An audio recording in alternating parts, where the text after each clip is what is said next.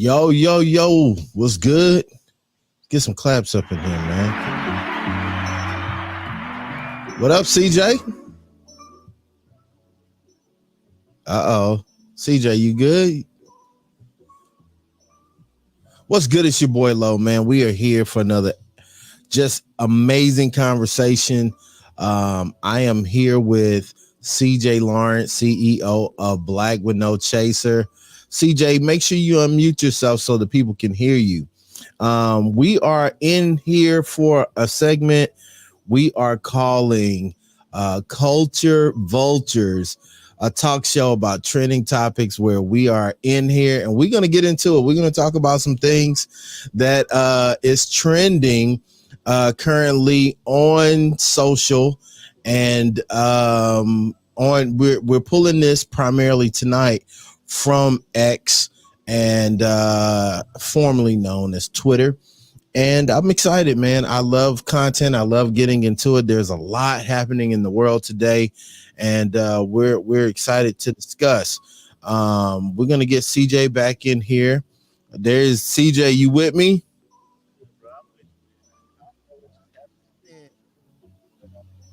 Uh-oh. CJ, you there? Yeah, I'm still here. I hear you a little bit. Can you hear me better now? There you go. There we go. Yeah, pick the mic up, man. Look, the technical difficulties is real, man. I think they scared of what we about to do. Hey, man, it's all good because you know how we do. We're going to figure it out, man. Look, I'm excited to get into some of these topics today. How are you feeling today? Let's check in, man. I like to check in with everybody. How are you feeling today? Where are you on a scale of 1 to 10, man? I'm feeling good, team. I'll say I'm about a 9. To be honest with you, man, it's been a good day. It's been a good week, a productive week. And so I'm excited. I'm happy it's Friday. I'm happy to be chilling. But yeah, I see some craziness is taking place throughout the week. And so, yeah, I'm sure we're going to get into some of that, kick it. Yeah. I'm good, man. It's Friday. I've had a very productive week. Can't complain. We're in a season now where everything we provide as services is in high demand. Yeah. So, it's a little tasking and a little daunting sometimes to undertake, but we not complaining. We happy and blessed to be in the position we in. Now, look, I don't want to waste people's time. I want us to get right into it because, I love chopping it up with you. You are, before we get into it, just tell the people a little bit about who you are and what you do, man. What's good, everybody? I'm CJ Lawrence, the CEO of Black with No Chaser, from Hattiesburg, Mississippi. Been building this company out for about 5.5 years. We are a media and tech company that is one of the fastest rising brands in the world. And it's super dope to be a part of what we do. We are unapologetically Black in how we present content, and we're trying to create and make space to amplify other Black voices and platforms. And so it's been cool to do what we do. And so, this moment is a moment that I've always been looking forward to. Lo and we've been building up and working towards this for a minute. And so I'm just hyped to be here with him today doing this way. So, yeah, Lo, glad to be here. There you go, man. I love it. You've been working on that elevator pitch, man. I can tell you've been taking some meetings.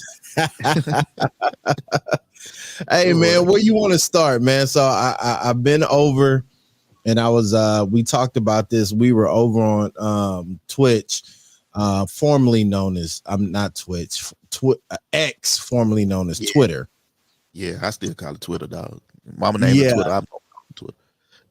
Now, I'm glad to have someone who is so seasoned, so to speak, in this game when it comes to Twitter. Now, let's talk about Twitter real quick because a lot of people don't realize the impact that Twitter has. Twitter became the new, in my version, newspaper of online media. Facts. How long did it take for you to realize the power of Twitter? 2014. Well, I realized it before 2014, but in 2014, it changed my life. And the way I say that, and the reason I say that is because in 2014, I created a hashtag that became the number one trending topic in the entire world. It was during the Ferguson uprising that was occurring after Michael Brown had been murdered, um, killed by Darren Wilson in Ferguson, Missouri.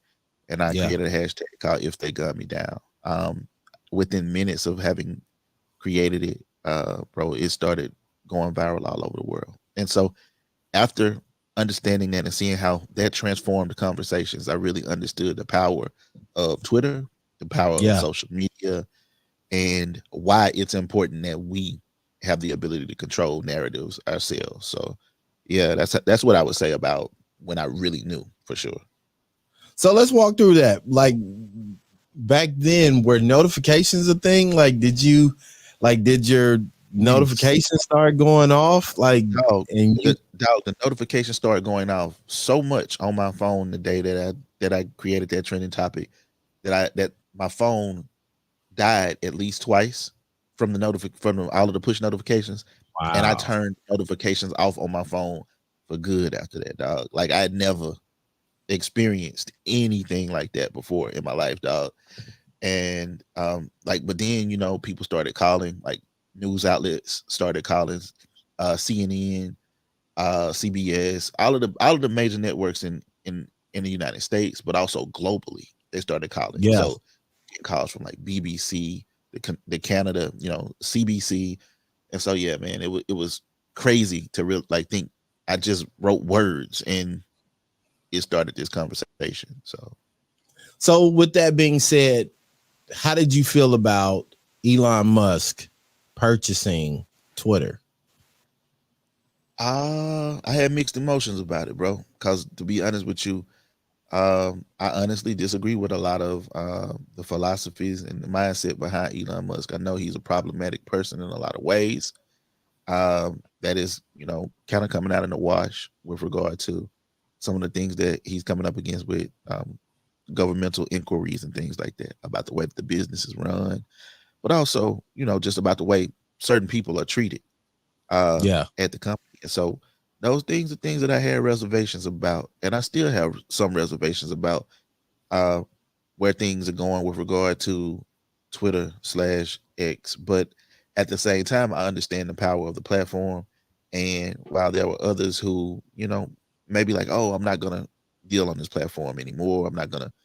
My thing was, look, I was doing it before him. I built up equity on this platform in the form of, you know, the relationships that I've gained as a And the result of it, influence. the influence and the opportunities, and I'm not going to allow him to take that from me because of because he's the richest dude in the world. Like I'm Yeah. not gonna allow that to impact whether or not I continue to move forward with utilizing the platform. So I continue to use it, and dog, like, to be honest with you, I'm figuring out how to use it even more now.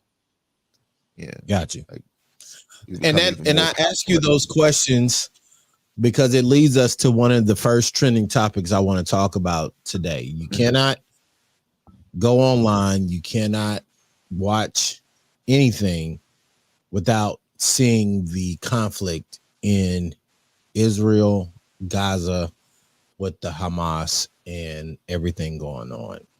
Mhm. It's a tricky subject. A lot of people are trying to stay away from it.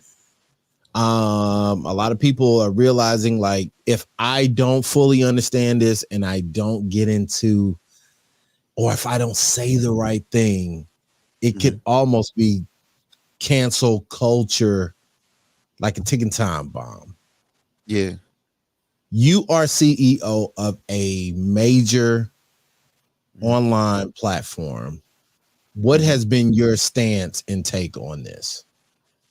Uh, well, I will say this, first and foremost, as someone who had been outspoken on issues that dealt directly with state sanctioned violence against Black people in the United States of America. I am standing for marginalized and oppressed people, no matter where they are in the world.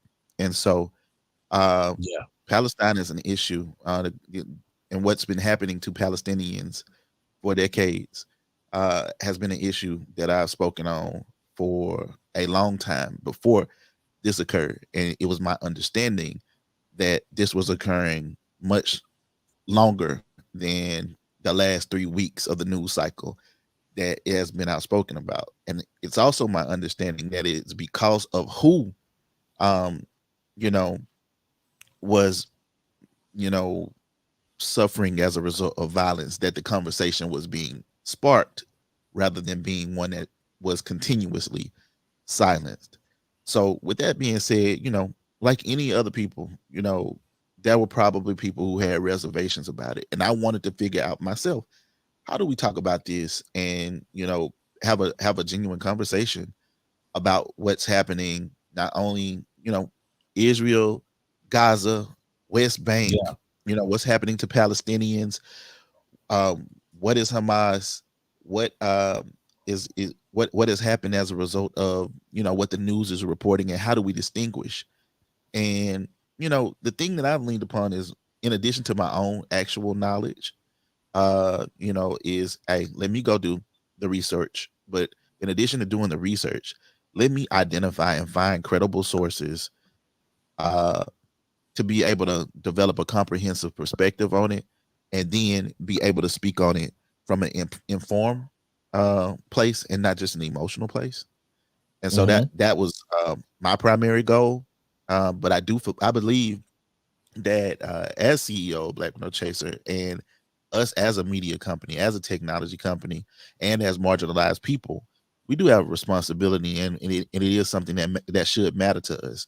Uh, Palestinians spoke out adamantly when what was happening in Ferguson was happening. So at the same time that I was having my rise as a result of my outspokenness, there were Palestinians who were riding for us over there, standing with us over there, uh, on the issue of Michael Brown, on the issue of George Floyd. And so that alone, that camaraderie as a result of that alone, certainly has built up uh, real equity in regard to, like, hey, we got love for the people who are suffering over there in the same way that we are suffering over here. But then it's also about understanding, like, there are similar, um, relatable issues that you can see in Yeah. what happened to us here in the United States and what has been happening to the people of Gaza, Palestinians, particularly in Gaza,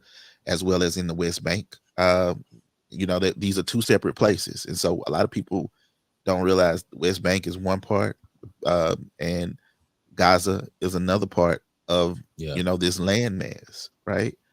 And as a result of that, people don't understand that one of these places is a place that's occupied, and that had that was already occupied prior to people getting there. Like, I would imagine that indigenous people can relate to what they're hearing about what's happening to Palestinians.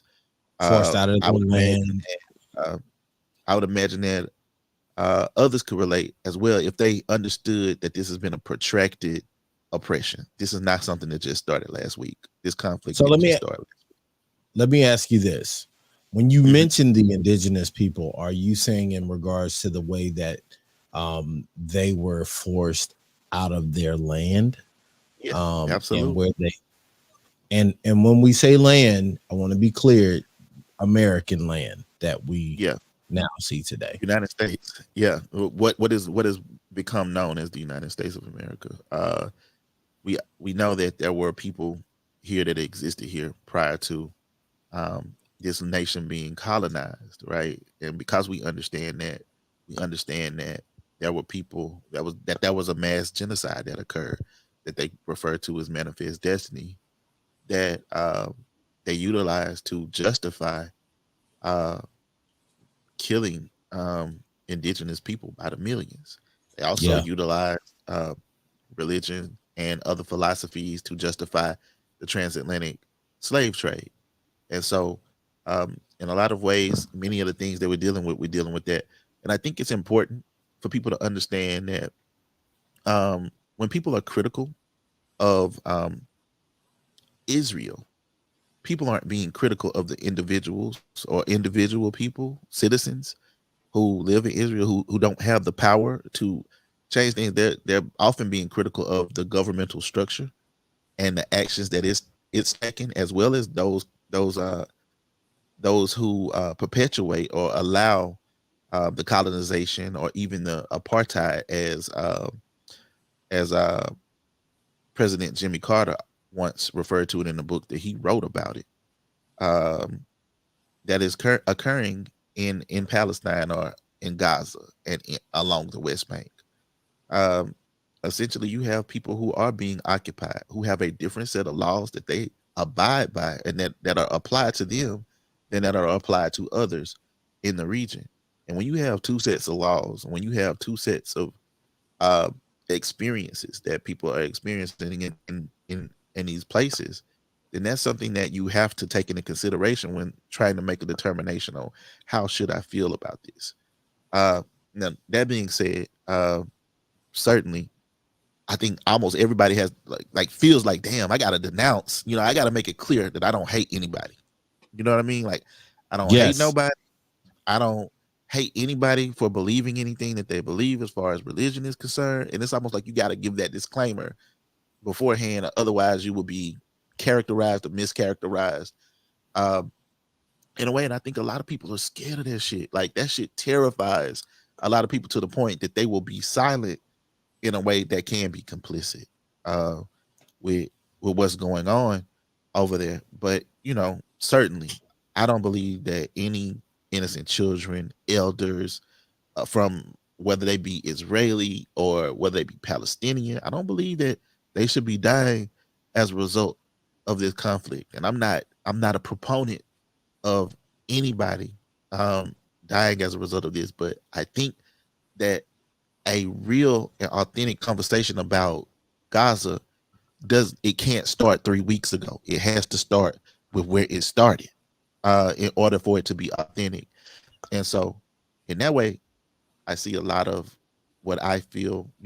I see a lot of political posturing that's taking place, and I think um, in a lot of ways because we in this country as millennials and Gen Z particularly have the ability to begin to inform ourselves. Sometimes we have the ability to misinform ourselves. But I think the internet is an equalizer. Twitter is an equalizer in that you have valid sources and outlets that can tell us a more complete story than we could be told in the 80s or the 90s about what was happening as relate to foreign affairs. We got that now. And so I follow outlets like Al Jazeera to give me a more complete perspective on what is really happening over there. Now, if you're tuning in, I want to do this real quick. If you're tuning in, my name is Aloysius Ballard, and I am here with CEO of the premier online platform, Black with No Chaser, who is touching millions of lives and people a week. And we are here discussing trending topics. And currently, we're talking about the conflict in Gaza because you cannot get away from it. You cannot get Yeah. away from what is happening. And CJ, I love how you are articulating this. And I got to ask you a question. Mm-hmm. Do you feel like the morality of mankind is starting to dissolve, where you're seeing the the justification, right, of I see both sides. Some people say wipe them out. They've been invading our property and land. They never were meant to be here. They're only implanted into this region because they were trying to wipe us out, and we had to have, like Jews had to have an exodus, right? Where all of the story where you saw where they ended up being extinct, like Hitler, and the Holocaust happened, and then there was the return home, Mm-hmm. only to find that now that Muslim faith and people of that Muslim background were inhabiting Gaza, Palestine, and they were trying to make a peaceful uh like pieces of the property or the land so that Hmm. all could live in peace, right? And then you get Hamas, who, forms their own organization and has been known to do certain things, and the conflict overall has been there.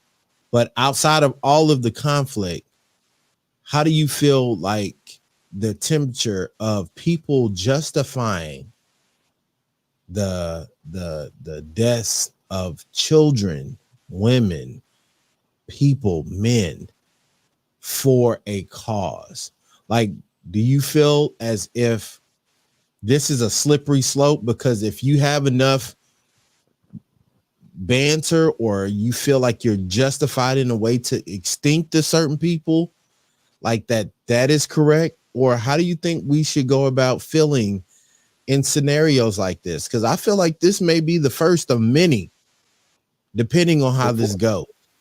before I answer, I want to make sure that I understand the question. Okay. Yes. So based on what you asked, you were saying, um, how should one feel with regard to first, um, maybe people saying that after um, after what occurred with regard to the Holocaust, and um, Jewish people being displaced, and them identifying Israel and West Bank, Gaza, these places as places to return to after being displaced, and the Palestinian people existing there already upon them Yes. returning to their place. There being conflict created as a result because now those Palestinian people are being displaced.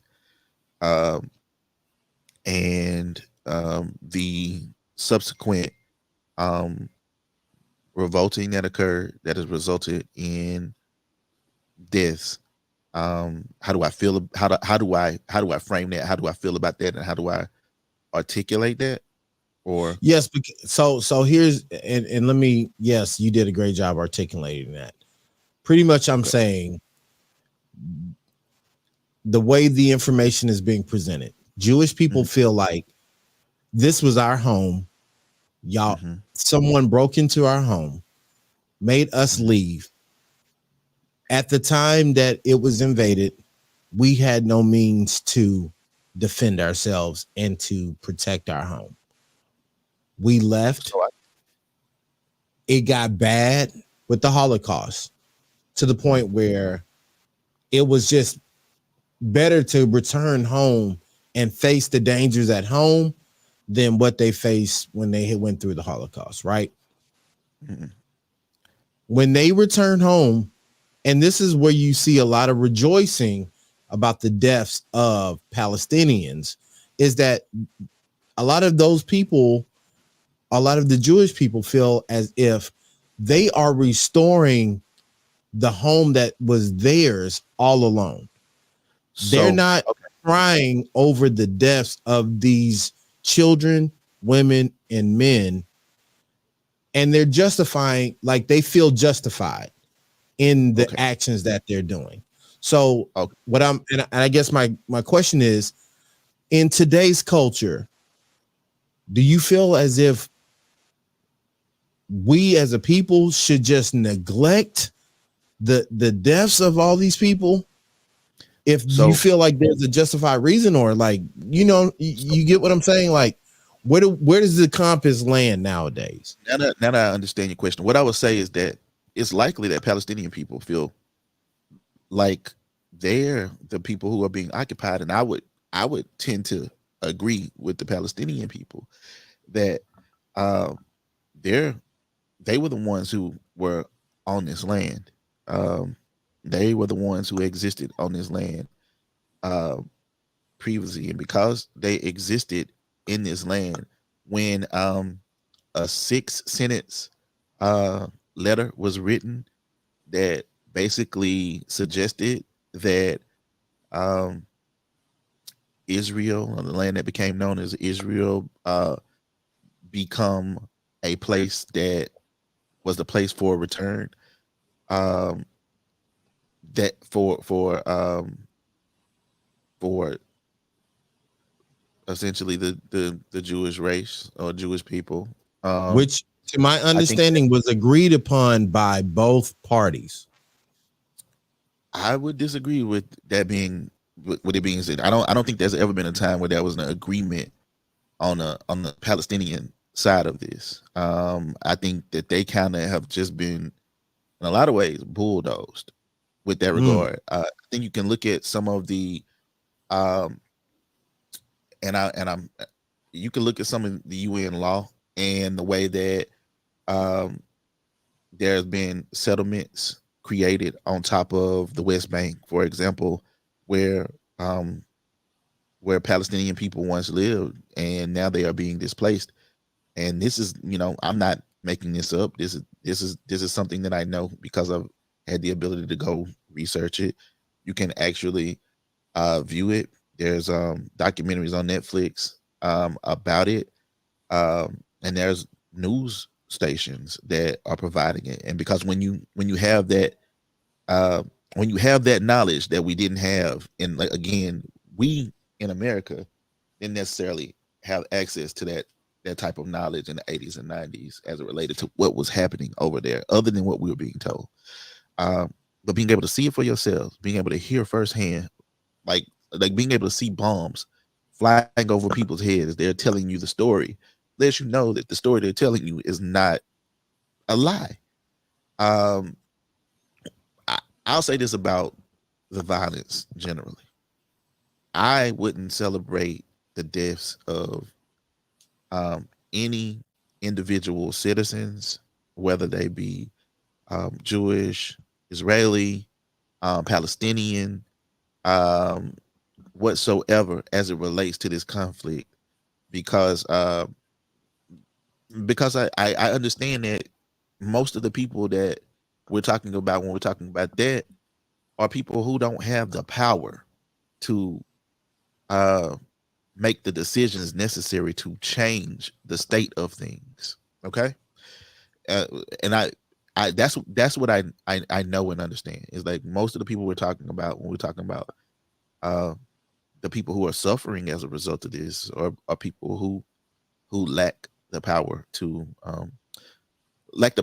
directly um, so change it in the sense of making policy. But um, the thing that I use Martin Luther King for example, he said that a riot is the language of the unheard. So if you see revolution occurring, then you understand that um, revolutions are things that you know I've never seen um, revolution take place in a manner that probably would be savory to yeah. us once we really look at it in a comprehensive way. But So with that being let me ask you. said, huh? Go ahead. Go Go ahead. ahead. No, I No, was go just gonna ahead, say because with that being I want you to said, finish your thought. yeah. With that being said, I would say that I would I certainly don't believe that innocent children or you know people should be dying, and I'm not a proponent of that. I think we should denounce that. I think that we should denounce that, but I also think we should have been denouncing it when it was happening to Palestinian people as well.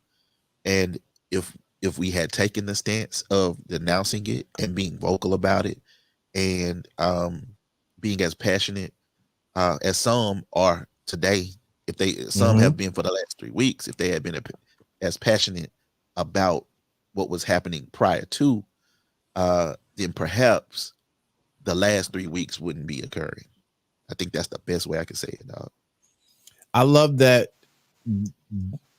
the way you brought it to the attention, right? Of the people that are being discussed don't have the ability to change policy. What do you think it states, or what do you think it means when days after visiting Israel, we see the president of the United States chilling on a beach. I'll say 50 this, Cent, man. 50 Cents called him out. You see a lot of other people like, I think I think I think that in a lot of ways, some sectors of the Democratic Party are playing a dangerous game in the form yes, of um, believing that the old guard of the Democratic Party is what is the staple of the Democratic Party. When the reality is that black people are the base of the Democratic Party, and black people are going to see themselves in the people who are being persecuted in Palestine, and they're going to see um, a lot of black people are. I can't yes, speak for everybody, but I know that myself. I understand and hear like, damn, I hear the oppression. I hear what's happening with the oppression over there. I in the same way that we probably would have seen alignment with like apartheid in South Africa, right? Um, it's the same way we a lot of us are going to see alignment with what's happening in Palestine. I believe that the originally the talking points or the way that they talked about this when it first came out uh 3 weeks ago, hmm, a lot of the Democratic Party began I just want to say I'm an independent person, but I tend to yeah. lean Democrat. I tend to lean Democrat. So but that doesn't mean that in I that doesn't mean that I blindly do anything. But you know, I'm not gonna I'm really not going to take anything that the Republicans say into account on anything, to be quite honest with you. That's where my Yeah. perspectives are politically. But I believe that the Democrats are doing themselves no favors by attempting to play the middle of this, or by simply deciding to align themselves one way and not the other, and not acknowledging, you know, what's happening, or what has been happening historically in that region, and Yeah. also continuing to contribute, um, funds and resources, as well as, I can't say whether they're contributing weapons or not, but I know that that's the understanding is military aid, right? We know that that I believe that that was military that was, put on orders to prepare in their region and stuff like that. So when you taking those things into consideration and understanding, like, damn, who are they preparing for and who are they aligned with, and we understand that based on their talking points, they're on Israel's side. And again, when I say Israel, I'm not talking about individuals who don't have the ability to um, effectuate policy.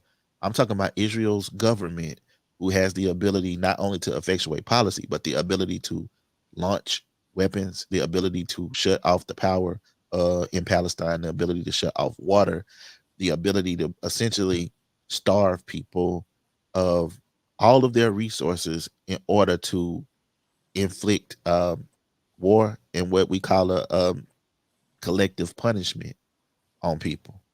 When you have the ability to do that, uh, and you actually follow through with those abilities, then we have to raise question about that, dog. We have to. Now Shit. I listen. It leads us to our one of the upcoming or another current topic, right? They have cut electricity and the ability for a lot of these people to communicate outside of this area. Hmm. Internet is cut off from them. Um, and Elon Musk, there was a petition for him to provide Starlink internet for these people to get video out, to get the message out. Even press are saying it's a hard system for them to report real time based on the uh Limitations. managing. Yeah, like they not trying to make it easy because Mhm. everybody's trying to control the narrative. How do you Yeah. feel about Elon Musk getting involved in something like this when it comes to providing free internet for these people to be able to get their messages out? And do you feel like this is something the world always needs access to? Like, and I guess it's a twofold question. One, how do you feel about Elon Musk providing? It's called Starlink, which is his company that uses internet through satellite, but also um, people clearly wanting the ability to know that the truth when it comes to messaging is always able to get out to the Are you still world. there? Yeah. You hear me, CJ?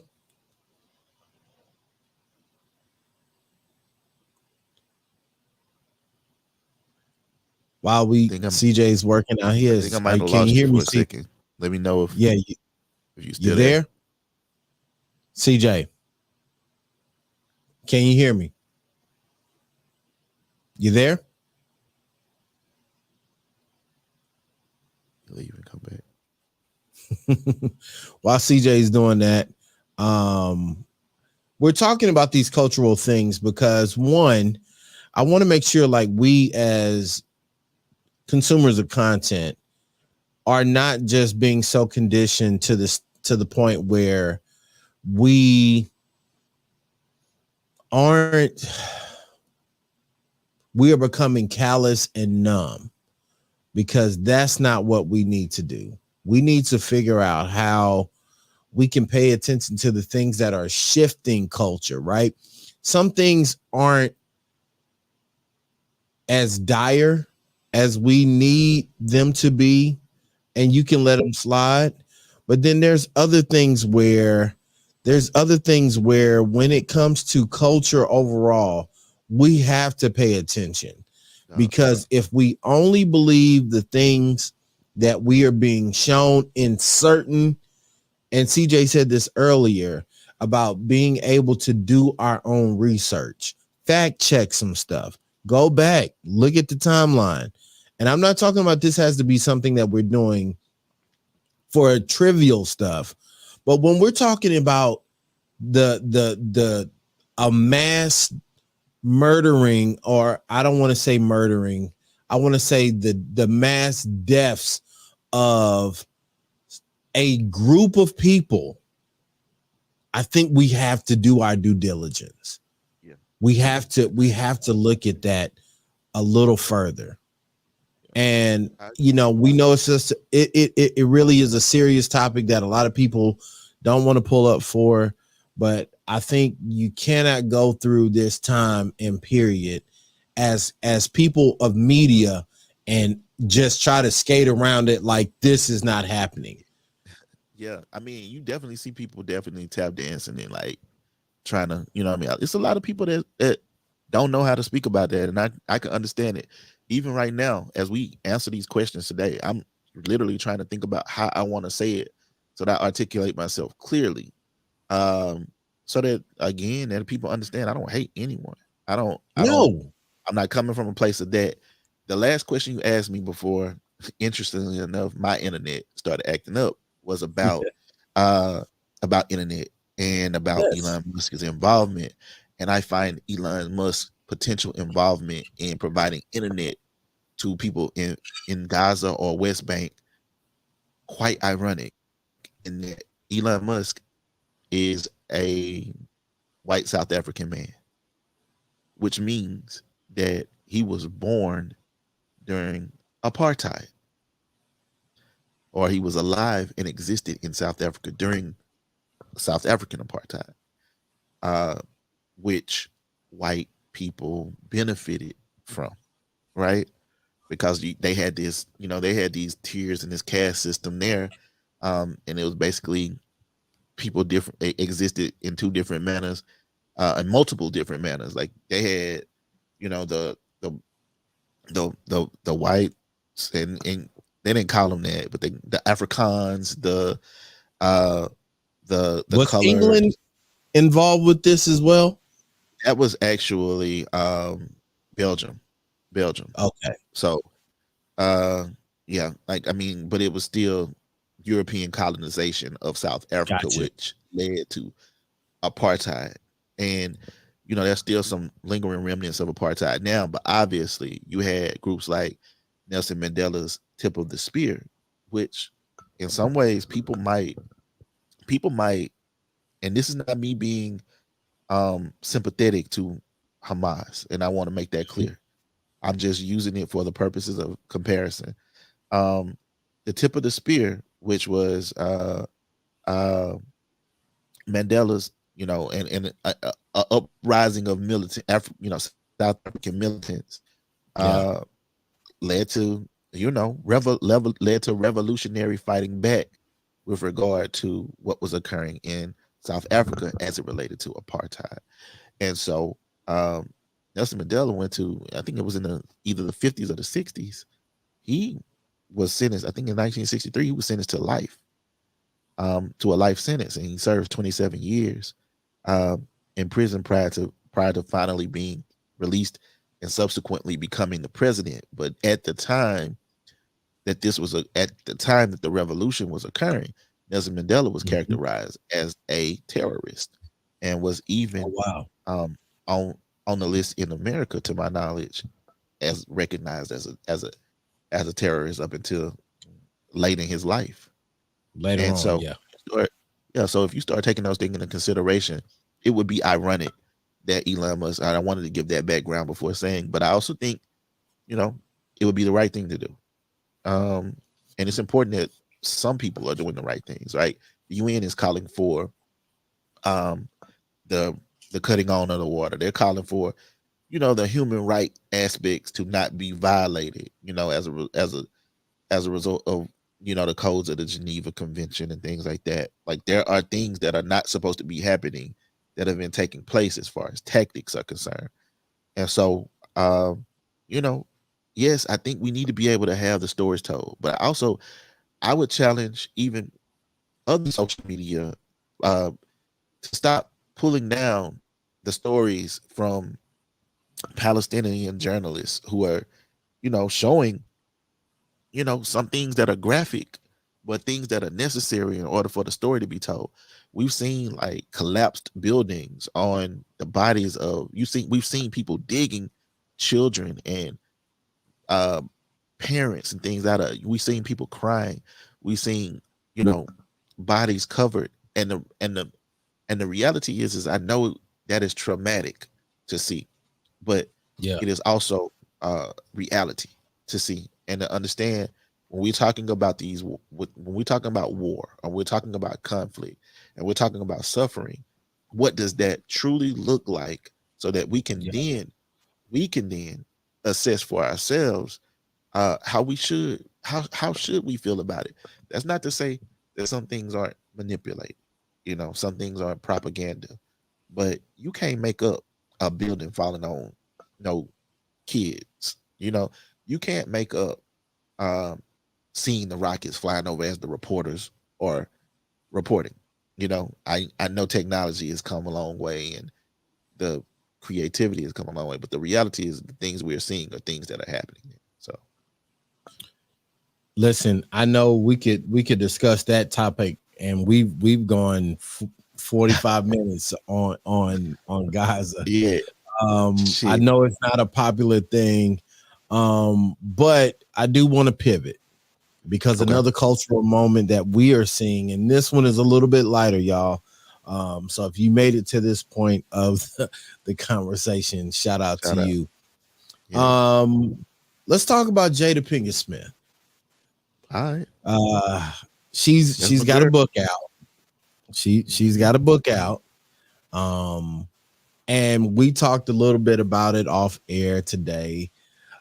Clearly, the marketing is top tier because she and Will Smith masterly bait us in every time. Just My when boy, we think pussy. we've gotten away from their circus act, they pull another trick and we're right back in our seats. Will's got a new podcast. She has a new book, and she is using everything from divorce to Tupac to even selling crack. Man, listen. To what are your thoughts? So I'll say this: Jada don't tell the media what questions to ask or what headlines to write. They decide what they want to do with the material that they've been given. So, interestingly enough, all of the things that the CBS, Good Morning America, the Today Show, all of the things that have been drummed up as a result of the things that they decided they want to talk about. They want to talk about Tupac. They want to talk about the divorce or the, not being together for the last few. All of those things were a part of her book. I'm sure there's other things in her book that they decided they didn't want to talk about, but these are the things that they wanted uh, Jada to talk about, and she spoke about those things. Uh, I guess media loves conflict, obviously, and so they built up what this book was about. They built up the intrigue. They built up the you know desire. And I know that a lot of people look at the situation and maybe they either frustrated or exhausted with like, oh shit, I'm tired of hearing about. I'm tired of hearing about this. You know what I mean? Like, oh, what else they gonna say? I've seen memes. I've seen the memes. I've seen all of that.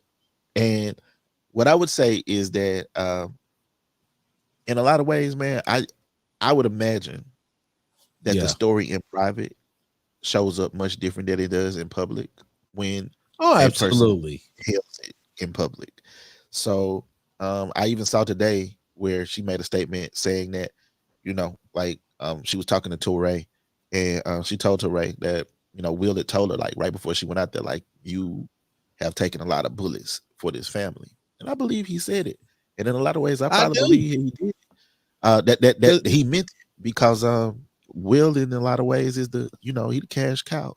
And so he has in a lot of ways be the golden boy. And Somebody's so got we to be don't the know. villain. Yeah, we don't know what it looked like in we don't know what it looks like in public. Yeah, and what you said, somebody got to be the villain. And what what does it mean to be the villain in public? But to know parts of the story, even if you wrote a story, to know parts of the story or to Yeah. hold on to parts of the story for a long time in private, it's kind of like, and I'm a criminal defense attorney, bro. I'm not saying that anything that has been done here is criminal, but what I'm saying Yeah. is essentially In the I've bro been code, in man code, it is. I've been forced to listen to parts of a story or to hear parts of a story that other people didn't want to initially hear because of where they Yeah. wanted it to go.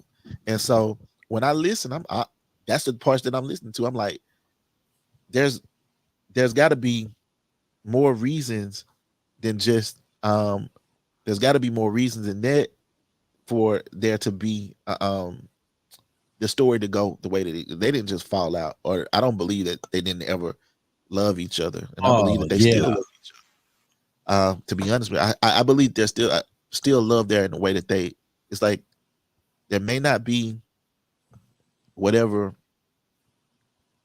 maybe not the romantic or physical connection there that existed before, but I don't So, think that's a unilateral thing. I think that's a so mutual thing, but she the only one that's speaking about it the way she's speaking about it. so let me say this. Being married 20 years, right?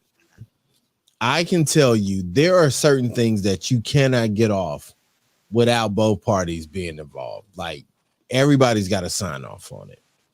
I Mm-hmm. think some of this, and truthfully, I wouldn't even be surprised if the Chris Rock Will Smith moment actually was something they all were good with. Man, At this okay, point. hey, that would be some hella string pulling right there. Oh, let me ask you, what would it take The amount of money you said this, right? And I'm a film guy. Mm-hmm. So I always look at the story and the motivation behind character development. Mm-hmm. Will Smith, I want to say the last few movies he's had hasn't necessarily been to the Will Smith equity that we know. Big Willie is what we called him because he would bring out the box numbers. You're looking at Will do something that kind of lost the luster of Mike Lowry, a character that showed like the epitome of what we know Will Smith to be. Like it wasn't hard for Will to be believable as Mike Lowry because he's always had that swag. Uh-huh. Then you look now where Tom Cruise, his alter ego and competitor, is thriving with the Mission Impossibles. He's still going, he's doing his own stunts, all these things. But then there's Will, who is kind of become stifled a bit, right? Well, How do no. you recharge that guy? Because what people don't realize is Will has I Am Legend 2 coming out. He has this new podcast. There's content in the pipeline. How do Yep. we get? And it's like Rocky.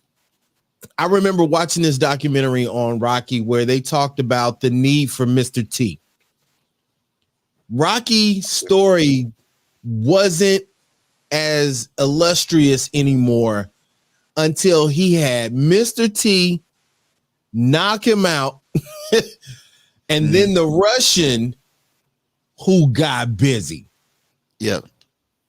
So Got you on- got only on follow it. Yeah, so you had to have it gets to a point where you got to have a bigger nemesis for you to remain relevant. So What now let me bigger say nemesis? Talk to me. Get in. Let me know. Talk to me. Okay, so the nigga Will won the Oscar the night that he slapped the shit out of Chris Rock. So he was, you know what I mean? It was for the Venus and Serena story, the Richard Williams story. I forgot the name of the King King Richard. King Richard. So he won the Oscar that night. So like as far, I mean, like, and that was like the elusive thing in Will Smith's career was, But you know, but did you feel like it was a moment? well, I mean, I feel like it was going to be a moment if not for the moment that overshadowed the moment. Like it would have been a moment, and it also was a bit subdued because that was still I think that was like the first year back from COVID. I think that was that 2021 or 2022. I can't remember which year it was, but like things were beginning to kind of normalize again, but it was still kind of a, you know, just Listen. getting back to things as normal. I think, you know, shit, you look at what was going on with Will in that situation, what was going on with Jada in that situation, and I would find it hard to believe. I personally would find it hard to believe that that shit was concocted in such a way that Will was willing to risk his career. What did in you the have form- to lose? Bro, stop, dog. Stop. I'm He listening. did the concussion movie that flopped. Let's talk Yeah. about it. Nobody Yeah. cared. You go into King Richard, which was a cool movie. And he won the Oscar. He won the Oscar But for it. dog, With but honestly, did you feel like him in that movie was Oscar worthy? I rocks feel with like it Will, was- dog. I felt No. like I felt like it was decent, and this is the thing. It's like whether I felt like it was Oscar worthy or not, this shit wasn't the Oscar. So like it's It like was a play, dog. I think he's been in a body of work. Hollywood needs superstars. and they Like gave it I to think him. at some point Tom Cruise will get his flowers. These guys that pay it, out, huh? I said Tom Cruise hasn't. I don't think Tom Cruise has won an Oscar yet. No. That's why I said Tom's payday will come. Mm-hmm. They know these Paid. pieces, yeah. And it may be the legendary Oscar or whatever. Like that, it'll be something. He'll get his heyday. Finally gave Angela Bassett. Yeah, like the people who earn in Hollywood, you're going to get it. Meryl Streep end up getting hers. Sometimes they just make you. They gonna squeeze all they can get out of you before they give you this award. I'm just saying, Will had done that.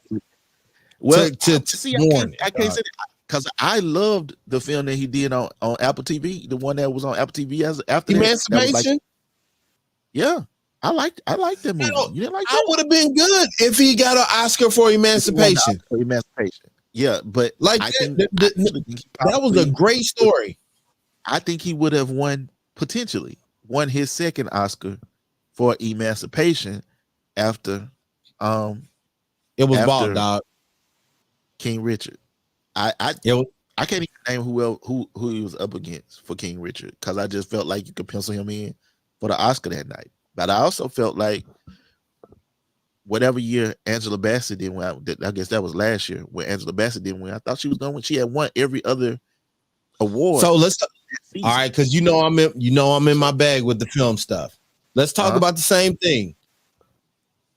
There is no way you tell me Denzel gets an Oscar for Training Day and not John Q. It's so many like that though, dog. It's so many. But this is what I'm telling you. Did Denzel win for Philadelphia?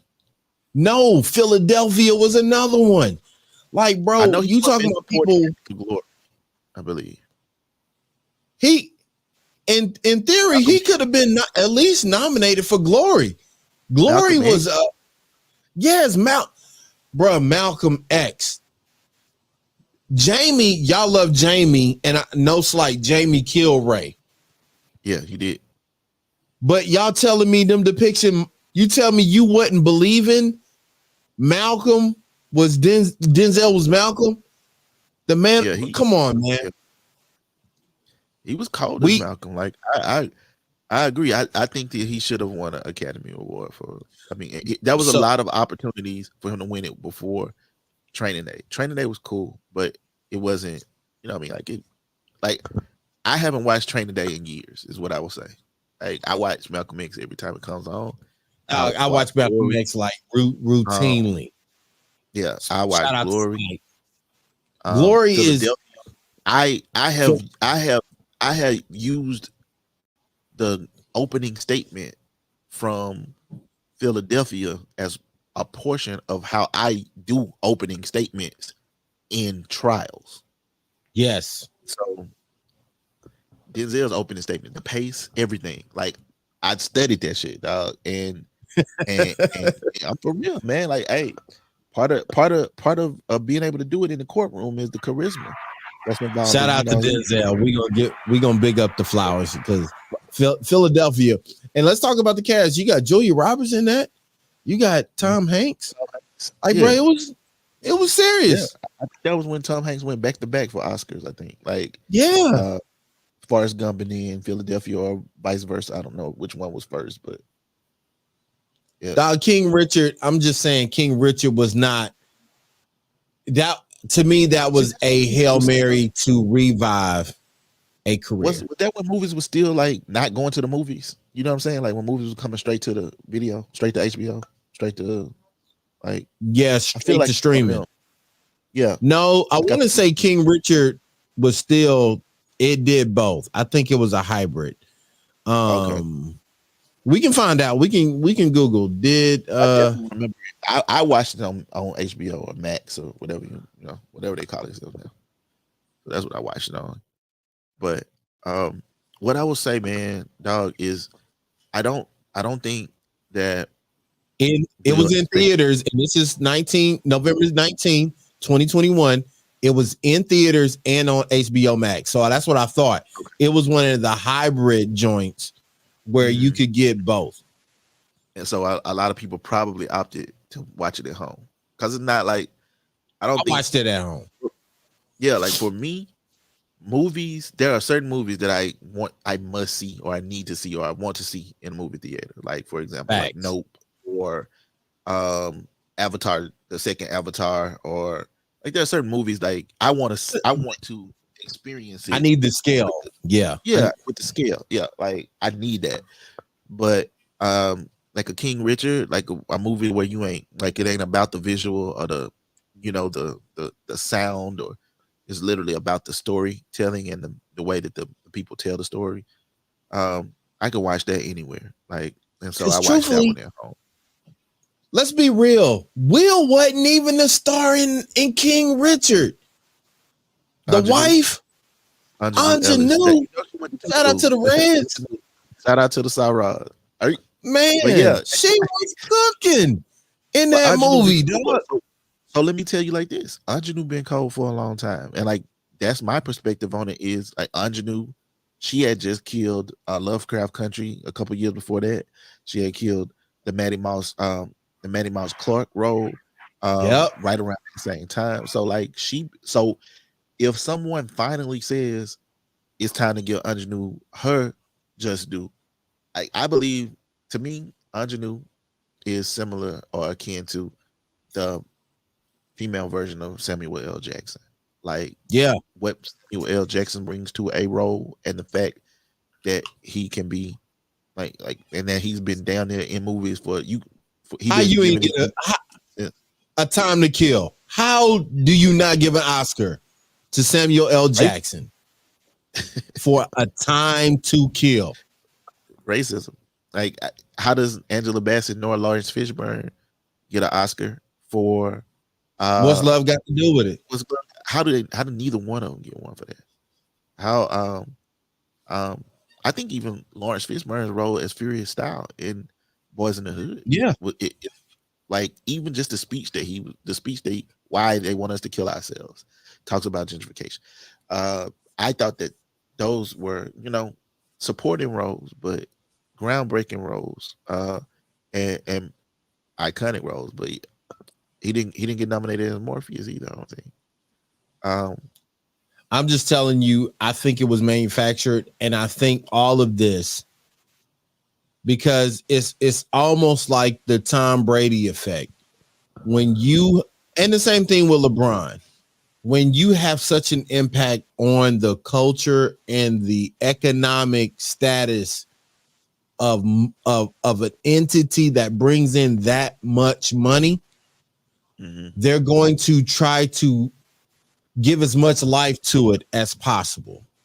mhm, And that's what people don't understand. Like, you can get as much life out of they don't want Will to go away yet, because let's look at it. Who is the future?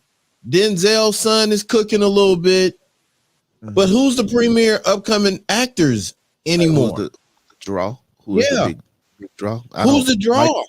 Michael B. Jordan, maybe. Mike has put butts in the seats. I will say that. But Yeah, Mike don't do, like, you got to think how Will them had a movie every summer, dog. Like, yeah. it was like Well, sometimes shoot I'll tell you two. what I think they're gonna start doing, and this would be smarter than, and maybe we do it before they do it.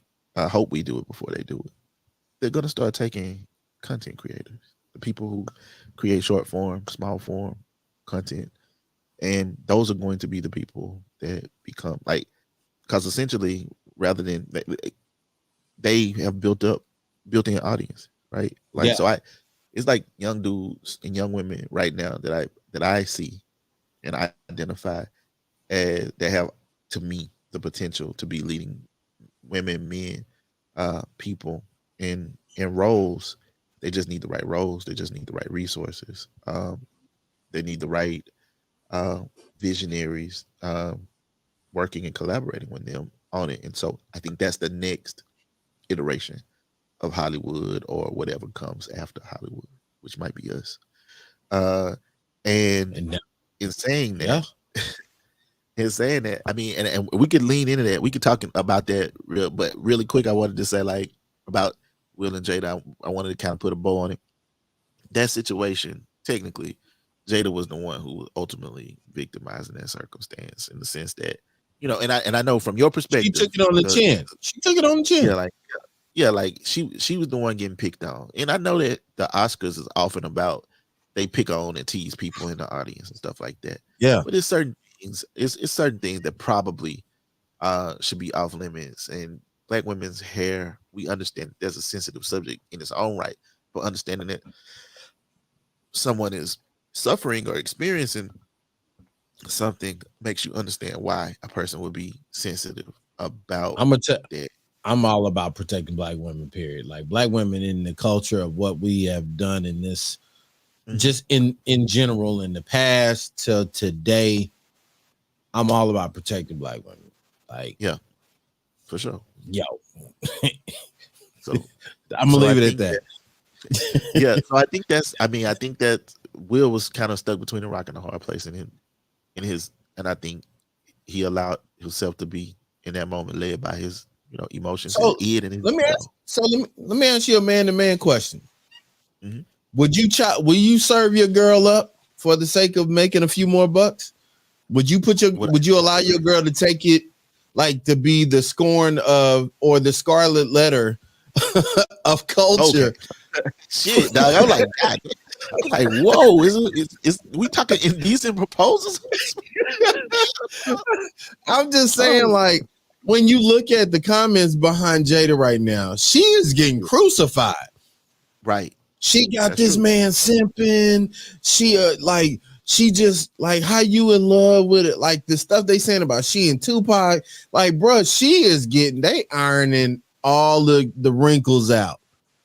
That I would tell you like this: lions are unconcerned with the opinions of sheep. That's how I feel Wow. about it. Like I really Wow. believe, as people, as people say what they say about Jada right now, as they march her around like Hester Prynne with the scarlet letter on her. Understand that she got the scarlet letter on, and she number 3 on the Hey, Amazon bestseller book chart, and book and I'm book number 3 tour with is a rock, sold right? out. Yeah. So it's like at the end of the day, like, is your opinion affecting me or is it propelling me? Is what I'm looking at in that situation. In that situation, I say well played to Jada, because the only thing she was doing was she was going on a book tour to promote her book, which is what you go in public relations. That's what you're gonna do. You're gonna hit all of the big shows to make Yeah, sure that your target audience knows that you got something coming. Now they made it juicy. The he news made it did. juicy. They said, "Oh, we gonna talk. This the shit we want to talk about because we need ratings." Like Yeah, this was conflict. gonna make people right. And those like Contract. people saw that CBS clip, right? Because this how they go viral. The CBS clip got shared over and over and over again with her saying the same thing over and over and over again. And so what does that do? That gets people going in the comments, right? So the people who shared it on social media, they like, oh shit, this is good shit for me. Because it's people giving Yeah, their opinions in the comments, in the tweets. it And conversation.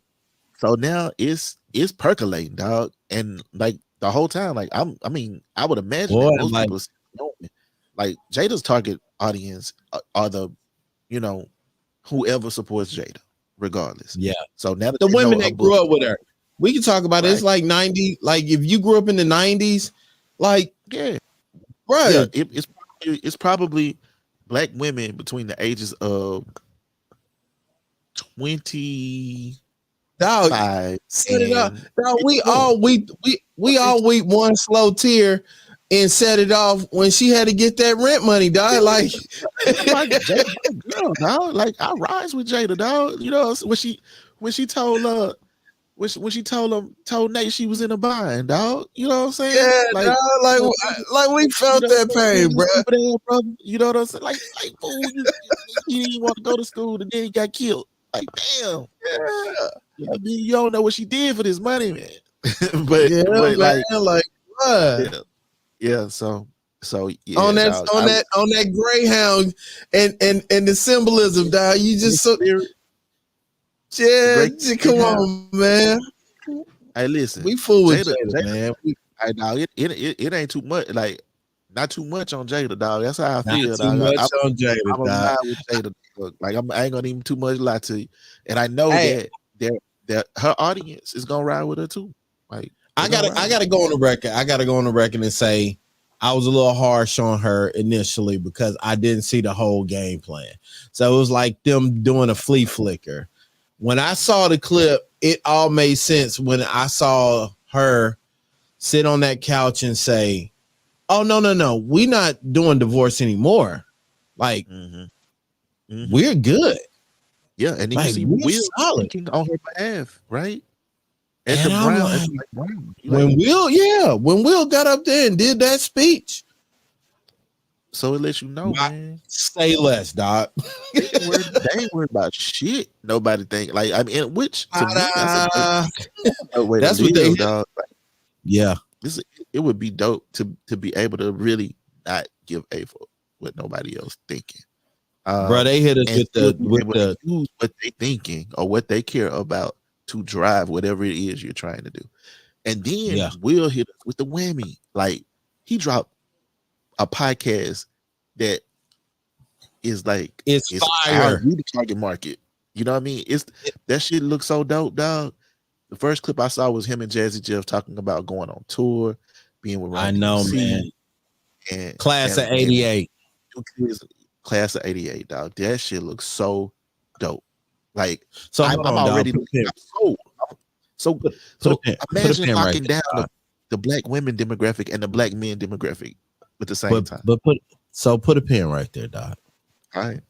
And I need somebody who is close to Will to hear us. Will, bring some of that money to Black with No Chaser, dog. I'm with We that. know you full with Mississippi. You done been here. You done hung out. We done fed you.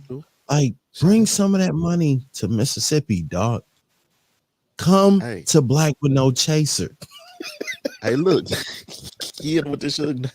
Hey, no, for real though. Like, I would love strategic partnership with the Smiths. Like, I do that Bro, shit, they bro. they Like, brilliant.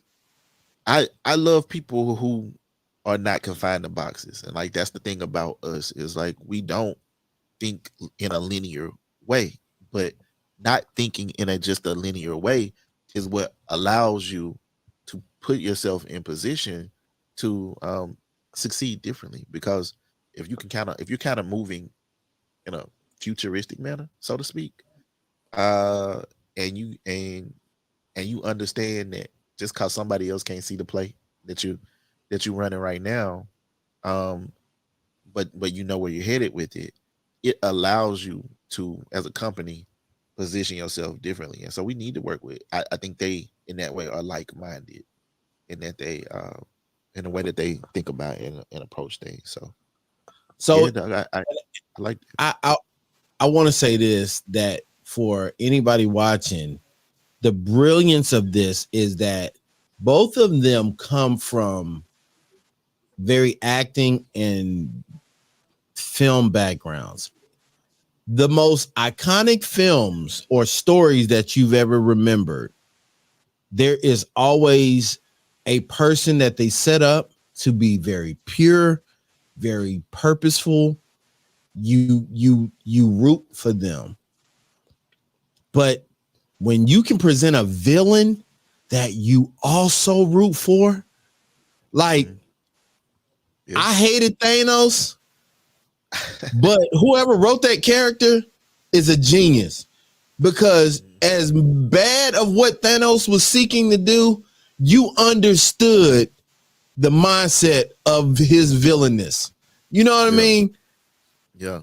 A The, lot of people relate to Thanos, Magneto, um, all- like Thanos, the stuff, Magneto, the stuff we don't Killmonger. want to say. Yeah, Killmonger. a lot of people that Yes. relate. So like I definitely agree, and I'm not saying that Jada is the villain in this, but I think what I'm No, saying is I'm that saying every good movie they has wrote protagonists. this With a good script. movie, protagonists, antagonists, you know, That's all and they so doing. mhm. I I And then they I think go ahead. no, I agree with you in that I think that all they did was told their stories. I know that Will wrote a book last year. I haven't read the book, so I don't know what's in it.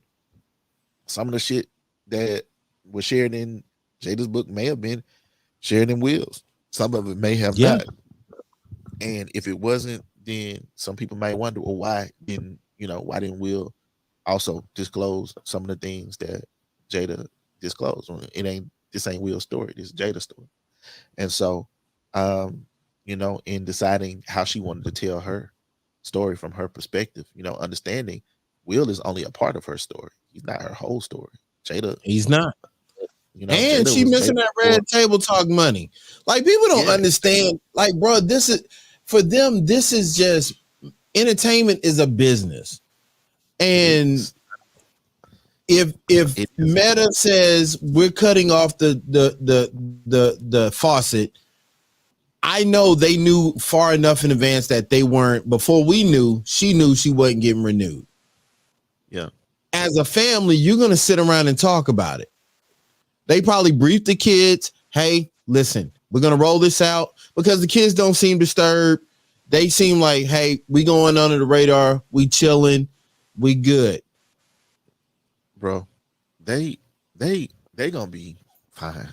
I mean, I think that's They like is they figured out life for themselves. Like they figured out like this is what our life is gonna be like. It might not be traditional, it might not make sense yeah, to everybody outside of us, but as long as we make it make sense to those who are like right here, who are directly impacted by it, by the way that we do life, whether it be together or however, then we're good with the outside world. Things of like Tupac said, "Me against the world, baby." You know, yeah. like uh, no, and I wasn't trying to be ironic in saying that, but like shit, me against the world, dog. Hey, So, let's pivot. I want to pivot again because we getting close to our time. Before all we right. get out, let's switch to some music industry, right? Mhm. One couple things we got. Sexy Red has alerted the world that she is now expecting. She is going to be a mom. Right after the debacle of what one of her frequent lovers did on her social, showing them, Yeah, engaging in grown folk stuff, like my grandma would say. And when you say I'm a mom, it kind of puts the brakes on all that negative media because you can't say what you going to say and then put mom in that sentence. It just you changes the narrative and you look bad. What do you think about that, Doc? about Sexy Reds. Do you think they used the mom card to because all of a sudden she was okay with everybody knowing? You think they put the band-aid on it with using the mom card? And is it okay to use the mom card to stop I'll say this. I'll say bad this. press? I think people's intimate moments you should be able to have intimate moments and be able to record intimate moments and not have to ever worry about those moments being shared with the world. Like like I think that I think that a woman should be able to feel safe. As a man, I feel like she should be able to feel safe with me if she makes And the vice decision. versa. Cause like dog, I got cameras. I'm just saying, I got cameras. I want to use them. Is what I'm saying. Yeah. And and so in saying that, I'm saying I want her to feel safe, knowing like if we use these, it's gonna be between It me and you, and it it's ain't not gonna. going. It won't never go anywhere. You know what I mean? But any further than the bedroom or wherever, you know, it occurred. Now that being Yeah. said, I understand that she's a public figure, but I still think she still got a reasonable expectation of privacy, even as a public figure that talks about sex. It's the same way that we talked about a while ago. We talked about Suki and her Yeah. reasonable expectation of privacy of not being, you know, touched by somebody that she didn't want to be touched by. Um, I Regardless think of that having the OnlyFans or anything else, yeah, that's still on if her you got terms. like if you got something where you benefiting from it, like that's different. But if it's like literally you sharing a private moment that me and you share together with the public and you sharing the shit on my shit, I think that I think that's Is how it that happens. criminal, dog? It's Yeah, it's called revenge you. porn. I don't know. Can we say porn? Oh, But I was wondering, does it fall under the lines of that if you like if you're engaging in the act and I'm live, going live to the world. So that's okay. So wow, that's crazy. So I would say yes. I mean, because it sounds like what you're saying is someone might have been under the impression that you were just recording. You were But just recording, he broadcasting. but Yeah. you was actually going live on on going live on social media, and you um utilized or preyed upon my trust in that Yes. instance. So And I'm it was that thinking you're because doing one thing, but it's another. yeah, like I'm thinking you recording it for us and you wind up live streaming it, which is bananas, dog. Like Because that's that's why bananas people were on another saying level, dog. Like, cause in the who even video, like she's though? Like she's not hesitant. You can tell why would like he do it? she's clout. Like why would you do that? Like why would you like to be honest with you? I'm gonna be honest with you. I ain't even watched the Sexy Red No, me video. either. I didn't watch it. And the reason I didn't watch it was because of exactly what we talking about right now. It ain't my It's like, business. yeah, cause she didn't put it out there intentionally. I didn't watch the shit. So I was like, that's messed up.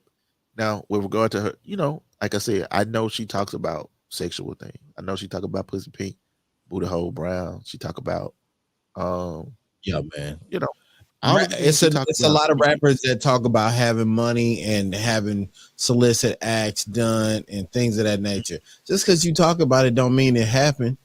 Right. Or yeah, just because you talk about it doesn't mean it happened. Facts. And just because you talk Yeah, about it, even if it did happen, doesn't mean that you wanted to share it with the world in this way. You might right. have wrote about it, but you didn't say, I'm about to literally show it to you so that you can decide for yourself. And the reality is if she got kids, what she's saying is, bro, I don't want my kids to see me in this capacity, which is Fact. probably the same truth that for most parents, right? They don't want their kids to walk in there on them in the act of No, getting it in. Like they don't. You been most about broke kids your neck trying to get out there, pull them covers up and get out under them right. seats, You know man. what I'm saying? Like most parents have to try to sneak to try to not be discovered. So Yeah, in that way, I feel like she's not any different from any other parent in who don't want to be seen in that way by their kids. Now, you know, absolutely. so that's kind of where I stand on that, dog. For real. Yeah. Well, dog, listen, we do a lot of content. Go ahead and shout out about one of the nation and world's most popular podcasts, Watch Them Thrones. All right. Tell them a little bit about what you got going with that. Hey, look, man. Watch Them Thrones is the biggest, blackest Game of Thrones podcast in the world, dog. We are on all podcast platforms, and at the height of Watch Them Thrones, we have been as high as um, the top 15 entertainment podcasts in the world, as well as in the top 5% of podcasts in the world. On Spotify, we booming. On Apple Podcasts, we're booming. It's a I was gonna say a five mic. It's a 5-star podcast on those platforms, and bro, like it's really entertaining. It's in depth. It's like boy and girl joy in real time. We also have a group that is growing rapidly. It's probably it's approaching 1,000 members in that group that people can join as far as Watch Them Thrones is concerned. But man, it's been downloaded over 50,000 times. And it's a jumping podcast, man. Like it's something that we enjoy doing. Right now we doing rewatch Them Thrones. So we're watching the original Watch Them Thrones. And this weekend we're gonna do like a little Halloween episode. So it'll be cool. I hope people pull up to Uh, that. You can find it on Black with No red, Chaser. y'all doing the red wedding? We did that one. We did a red wedding, dog. We in season 5 now in Bravos. We in Bravos. So Oh, yeah, hey, dog, that season was it get busy. it's good. That's a real good season. That's the Arya Stark get busy in that season, dog. My girl Aria, shout out to Aria for she was a real one.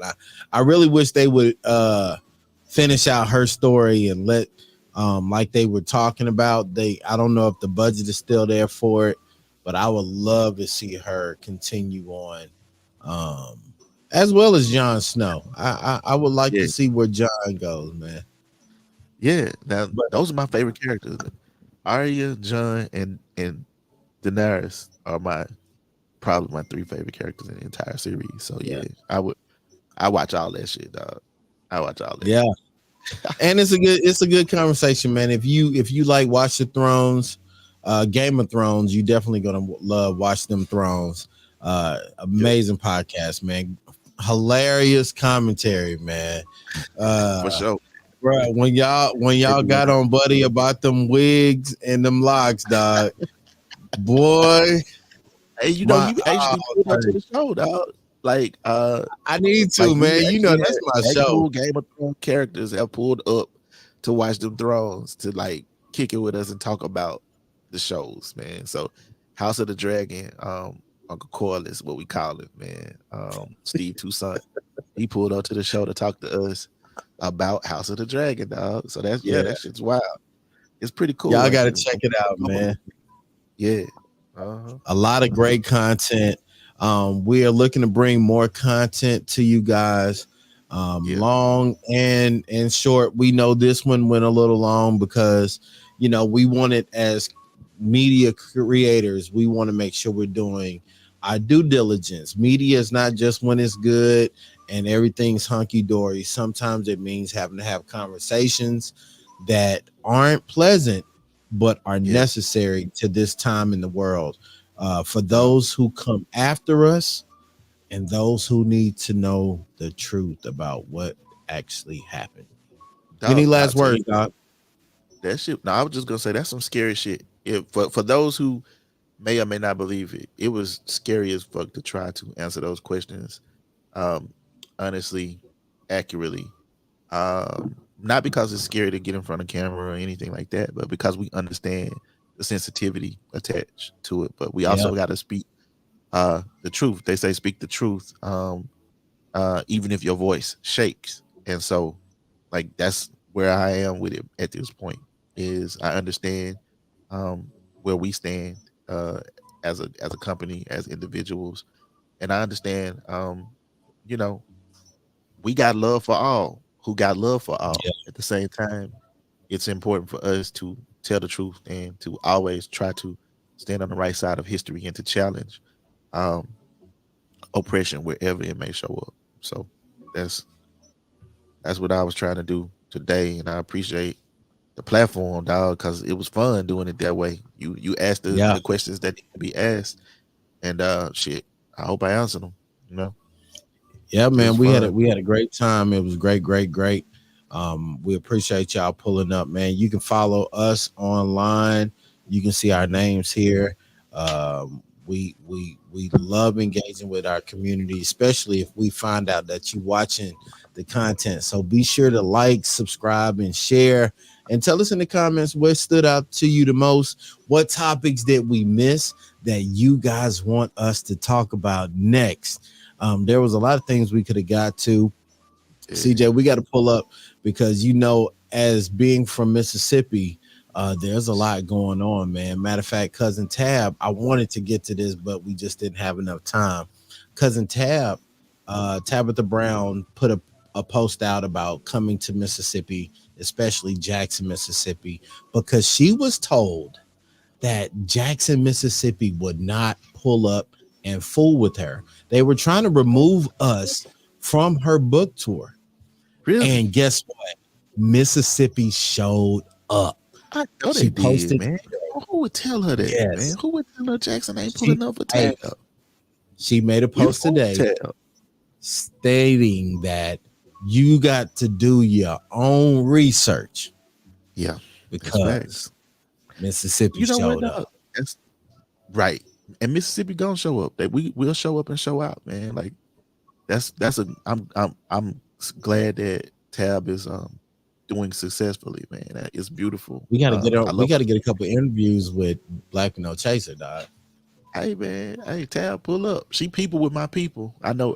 Yeah. She friends with my friends, so And then y'all cool, so shoot, Yeah, we might man. each other. Family, man. It's my cuz, man. She good people. We gonna set it up. We gonna set it up for sure. But thank y'all again for watching, man. I appreciate your time and your effort. And we gonna keep rolling these out, man. Until next time, let them know, CJ. Hey, it's CJ and Low. Think black, live black unapologetically. Black with no chaser. Yeah. Peace. Peace.